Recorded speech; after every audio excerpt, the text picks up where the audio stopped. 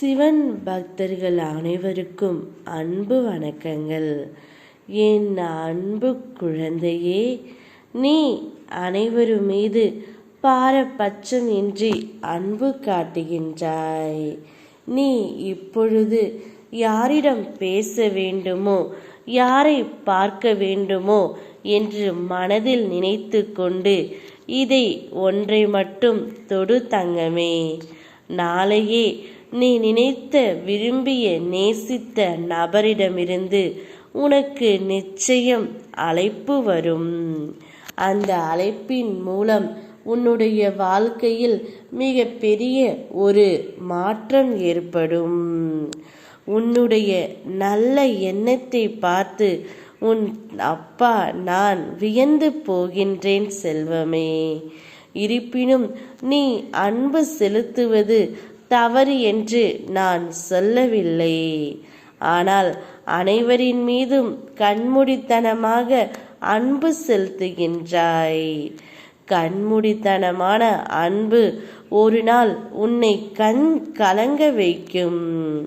நீ ஓர் உறவின் மீது அன்பு செலுத்துகின்றாய் என்றால் அந்த உறவின் மீது ஏதோ எதிர்பார்ப்புகள் இருக்கத்தான் செய்கின்றது. அங்கு பிரிவுகளும் இருக்கத்தான் செய்யும். ஆனால் அதை ஏற்றுக்கொள்ளும் மனப்பக்குவம்தான் உன்னிடத்தில் இல்லை.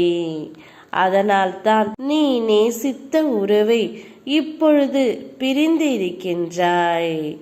ஆனால் இந்த பிரிவு எப்பொழுதும் நிலைத்து இருக்காது செல்வமே. உங்கள் இருவரையும் நான் சேர்த்து வைப்பேன். நீ நேசித்த நபரிடமிருந்து உனக்கு இப்பொழுது அழைப்பு வரும். இது அப்பாவின் சத்திய வாக்கு. உன்னுடைய நல்ல எண்ணமே நல்ல வாழ்க்கையை தீர்மானிக்கும். நீ அனைவரையும் நேசிப்பது தவறில்லை. ஆனால் அளவோடு நேசிக்க கற்றுக்கொள். அதுதான் உன்னுடைய வாழ்க்கைக்கு நல்லது.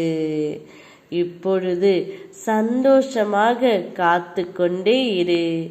நாளையே நீ யாரிடம் பேச வேண்டும், பார்க்க வேண்டும் என்று நினைத்தாயோ அந்த நபரிடமிருந்து உனக்கு நிச்சயம் அழைப்பு வரும். மகிழ்ச்சி மலையில் துள்ளி குதிக்கப் போகின்றாய். ஓம் நமச்சிவாயா.